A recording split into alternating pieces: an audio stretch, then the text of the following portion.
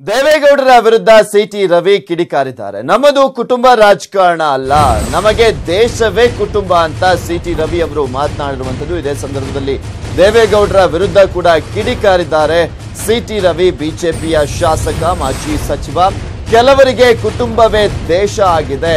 City Ravi Doddagowda, ಹಾಗೆ ಸಣ್ಣಗೌಡ, ಮರಿಗೌಡ, ಪುಟ್ಟಗೌಡ ಅಂತ ಇಲ್ಲ, ಕುಟುಂಬದವರನ್ನೇ ನಿಲ್ಲಿಸಲು ನಮ್ಮದು ಫ್ಯಾಮಿಲಿ ಪಾರ್ಟಿ ಅಲ್ಲ ಅಂತ ದೇವೇಗೌಡರ ಕುಟುಂಬ ರಾಜಕಾರಣದ ವಿರುದ್ಧ ವಾಗ್ದಾಳಿಯನ್ನ ನಡೆಸಿದ್ದಾರೆ.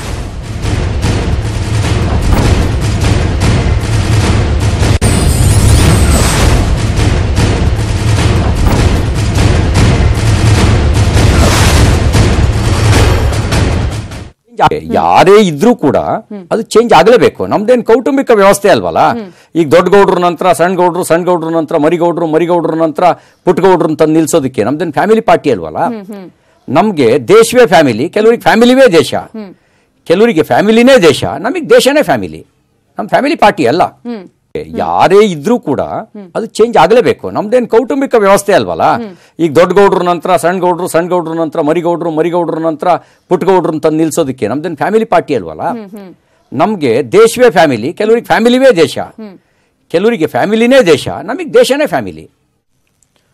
ಬಿಜೆಪಿ ನಾಯಕ ಸಿಟಿ ರವಿ ಜೊತೆ ನಮ್ಮ ಪ್ರತಿನಿಧಿ ನವಿತಾ ಜೈನ್ ನಡೆಸಿರುವಂತಹ ಸಂಪೂರ್ಣ ಸಂದರ್ಶನ ಮಧ್ಯಾಹ್ನ 2 ಗಂಟೆಗೆ ಪ್ರಸಾರವಾಗುತ್ತೆ, ತಪ್ಪದೆ ವೀಕ್ಷಿಸಿ. ಇನ್ನು ಕಾಂಗ್ರೆಸ್ ಮುಖಂಡ 11 ಬಾರಿ ಗೆದ್ದು ಸಂಸತ್ಗೆ ಆಯ್ಕೆ ಆಗಿರುವಂತಹ, ಕಲಬುರಗಿಯಿಂದ ಆಯ್ಕೆಯಾಗಿ 12ನೇ ಬಾರಿ ಲೋಕಸಭೆ ಕಣಕ್ಕಿಳಿದಿರುವಂತಹ ಮಲ್ಲಿಕಾರ್ಜುನ ಖರ್ಗೆ ಜೊತೆ ನಮ್ಮ ಪ್ರತಿನಿಧಿ ಶ್ರೀಲಕ್ಷ್ಮಿ ಸಂದರ್ಶನವನ್ನ ಮಾಡಿದ್ದಾರೆ. ಸಂದರ್ಶನದಲ್ಲಿ ಖರ್ಗೆ ಮೋದಿ ವಿರುದ್ಧ ವಾಗ್ದಾಳಿಯನ್ನ ನಡೆಸಿದ್ದಾರೆ. ಅವರು ಪರವಾದ ಮಾಡತಕ್ಕಂತ ಜನರಿಗೆ ನೀವು ವರ್ಷಕ್ಕೆ 6,000 ರೈತರಿಗೆ ಕೊಡ್ತೀನಿ, ಅದು ತಿಂಗಳಿಗೆ 500 ರೂಪಾಯಿ ಬರ್ತದೆ, ಒಂದ್ ದಿನಕ್ಕೆ 13 ರೂಪಾಯಿ 40 ಪೈಸೆ ಬರ್ತದೆ. ಇದು ಏನು ನಿಮ್ಮ ಯೋಜನೆ ಚೆನ್ನಾಗಿದೆನಾ? This is how. ನಿಮಗಂತೂ ಯೋಜನೆಗಳು ಬಡವರ ಬಗ್ಗೆ ಕಾಳಜಿ ಇಲ್ಲ. ಬಡವರ ಬಗ್ಗೆ ನೀವು ಯಾವಾಗೂ ಕೂಡ ಒಳ್ಳೆ ಯೋಜನೆ ತಂದಿಲ್ಲ. ಎಲ್ಲ ಕಾರ್ಪೊರೇಟ್ ಅವ್ರು ಲೋನ್ ವೇವ್ ಮಾಡೋದು, ಸುಮಾರು 2,75,000 ಕೋಟಿ ರೂಪಾಯಿ ನೀವು ಲೋನ್ ವೇವ್ ಮಾಡಿದ್ರಿ. ಈಗ ಸುಪ್ರೀಂ ಕೋರ್ಟ್ ಆ ಸರ್ಕ್ಯುಲರ್ ನ ತರಿಸ್ತಾ ಇದೆ. ಅದೇ ರೀತಿಯಾಗಿ ಬಡವರಿಗೆ ಲೋನ್ ವೇವ್ ಮಾಡಿ, ಫಾರ್ಮರ್ಸ್ ಲೋನ್ ವೇವ್ ಮಾಡಿ ಅಂದ್ರೆ ನಾವೇನ್ ಪ್ರಿಂಟ್ ಮಾಡಿ ಹಂಚಕ್ಕಾಗ್ತದೆ ಅಂತ ಹೇಳಿದ್ರು.